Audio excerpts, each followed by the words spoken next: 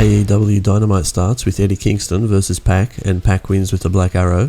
Chuck Taylor with Orange Cassidy in his corner versus Miro with Kip Sabian and Penelope Ford in his corner. And if Miro wins, Chuck has to be Miro's young boy up until Kip's wedding, and Miro wins with a camel clutch. The Inner Circle comes out, and Chris Jericho says this year he and MJF win the tag team championships, and Sammy Guevara calls Jericho a tag team slut. And Jericho says next week he and MJF versus Centeno and Ortiz versus Sammy Guevara and Jake Hager to determine the official tag team of the Inner Circle.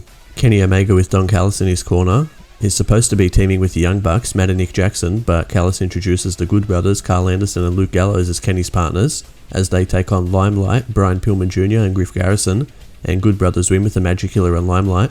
After the match, Jon Moxley comes out to get beaten down. Then Phoenix and Pentagon come out to help Moxley for some reason, and there's a brawl and Kenny runs off. Reba welcomes us to the waiting room, which is Britt Baker's talk show, and her guest is Cody Rhodes, and before Cody speaks, Britt brings out a surprise guest, and it's Jade Cargill, and Jade trash talks Brandy and Cody, and she says she wants an opponent. Then Red Velvet comes out, and Jade and her brawl, and it's pulled apart. Then Thunder Rosa comes up on a Turnatron and tells Britt they have a match at Beach Break, but Britt says she's not doing it.